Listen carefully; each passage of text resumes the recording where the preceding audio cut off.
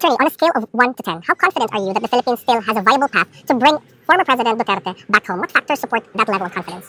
Between 1 to 10? Yes. I would say 100 if President Marcos would invite me to Manila.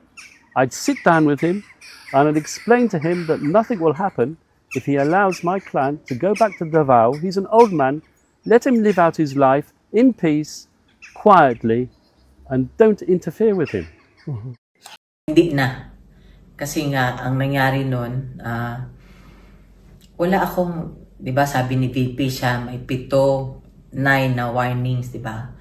Ako, nung pagbisita ko nung hapon na yon, 5 minutes bago matapos ang visitation time namin, sinabihan ako nung isa doon. Sabi niya na, nung July 19 daw, nung phone conversation namin, meron daw akong sinabi. Sabi ko, about the case. Sabi ko, I don't know anything about the case. Kaufman is not discussing anything about the case. You know that, Mr. Kaufman. I have not asked a single paper from you on whatever it is that you are doing, so I cannot talk about the case. And also, nung time na yun, 5 minutes bago matapos, sinabihan na lang ako na isususpend daw ako. Ang sabi pa nga ni PRD, dun sa lalaki na nagsabi na, sabi niya, you cannot do that. Ginanyan niya. Kasi, you know, he is expecting me. He knows that this is my turn. This is my time right now. This is my schedule to visit him. And, you know, ako kasi nurse, diba, na-assess ko siya, yung first time ko na, itong visit ko na ito, the only day na visit ko siya, nung pagdating ko talaga, straight from the airport, nilagay ko lang yung gamit ko sa hotel, na in-assess ko na siya, nakita ko na yung dito niya, malalim, yun, tapos, check ko sa kanya, controlled ang emotions ko na, tapos, noon, after nung just 5 minutes, saka ako nilapitan nung lalaki. Sabi niya, suspend daw. And this is exactly what the PRD said. You cannot do that. Sinabi niya. Tapos the following day, wala na akong visit. Sabi ko sa kanya, I don't say anything about the case. All I tell him is, he asks me usually about the news. I'm sure the same kami ng sinabi ni VP kasi news yun eh. Pareho kami ng sinabi ni VP kasi narinig niya rin yun sa news. Kaya nga sabi ni VP, di ba, narinig niyo ba yun? Kayo na nagsabi nun, di ba, na may 7 or 9 warnings. Ako, I didn't receive any.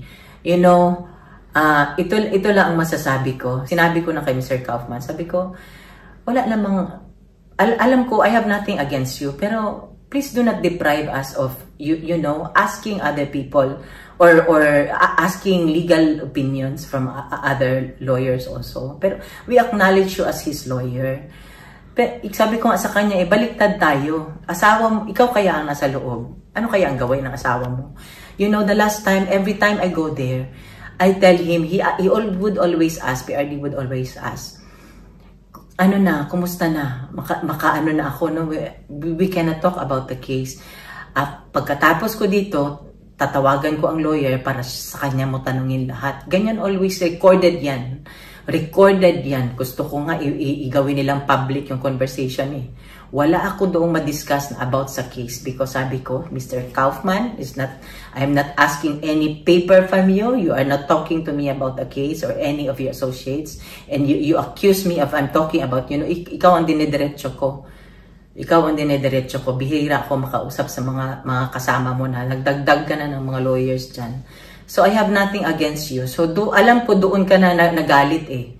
Galit ka na doon for me. You know, I know you are protecting your practice. I don't know if you're trying to prove something. Pero kami, we are concerned about the life of this man.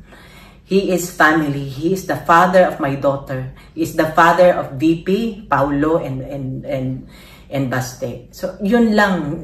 Sabi ko nga, baliktarin natin. Ang asawa, ikaw ang nasa loob. Ano kaya ang gawain ng asawa mo? Diba?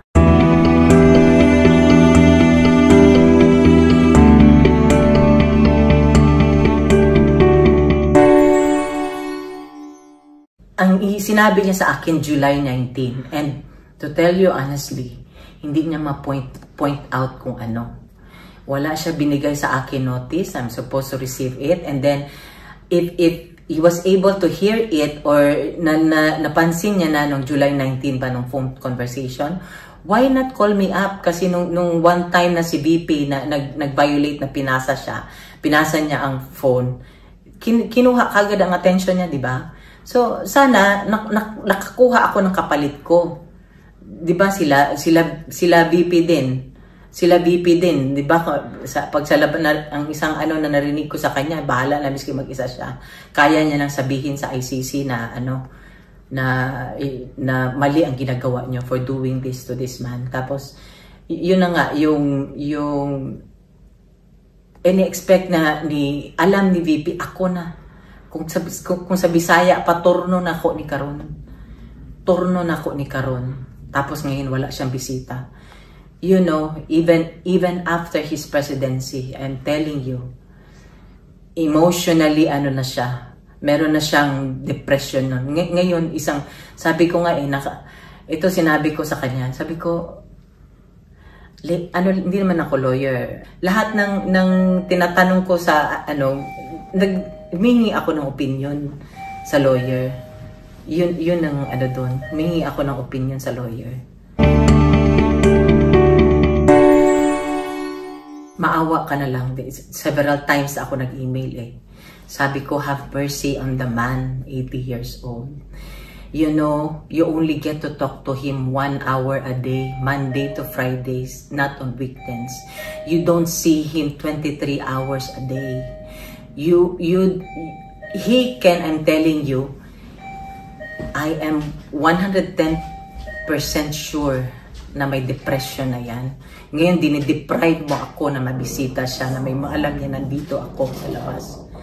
Dinideprive mo ako na mabisita siya, at least may makausap siya na family. You know, I am telling you, he can stay in his room, he can stay sleeping for 24 hours. Kilala ko na yung tao.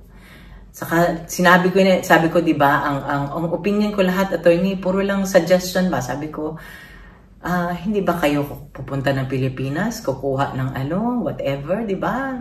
Parang ganun, 'di ba? You should get more information about the man. How can you ito pa ang question ko, how can you defend the man if you do not know the man? He's 80 years old, and then marami na siyang alam mo na, marami na siyang hindi ma-remember, hindi ma-recall, malalo na nung nagpresidente siya, mga ganun. So, yun lang ang ko.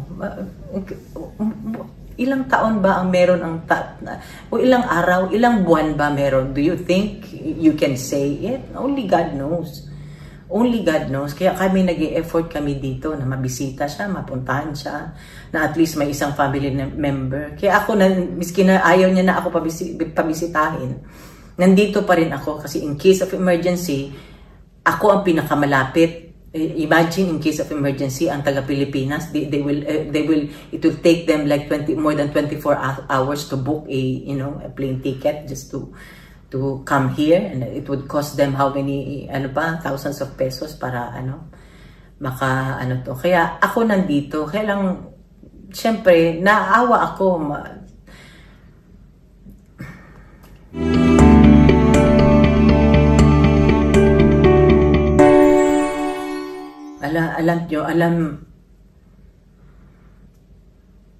Alam ni Mayor Baste kung ano na lang ang naiisip ko. Kahit ano na lang, sabi ko sa kanya, hindi pa natin nagawa lahat. So, nananawagan ako, alam ko every time na mga Pilipino, magdasal tayo. Samahan natin si VP Sara, sabi niya na miski siya na lang mag-isa. Totoo yung sinabi niya. Totoo ang sinabi niya, walang jurisdiction. Samahan natin siya. Samahan natin siya. Nakikiusap po ako sa inyo.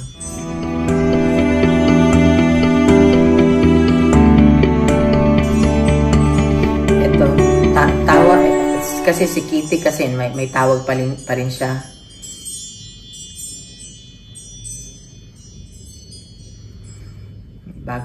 May bagong siya. Kanina lang ito. galing daw kay yung isang kay Claudia doon sa isang lawyer na nag-visit. PRD sends the following message to Hanilet. My undying love for you and for all the things that you have done for me. Thank you.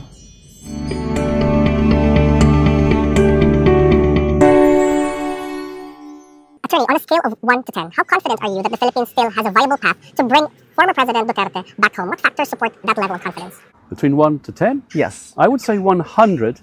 If President Marcos would invite me to Manila, I'd sit down with him and I'd explain to him that nothing will happen if he allows my clan to go back to Davao. He's an old man. Let him live out his life in peace, quietly, and don't interfere with him.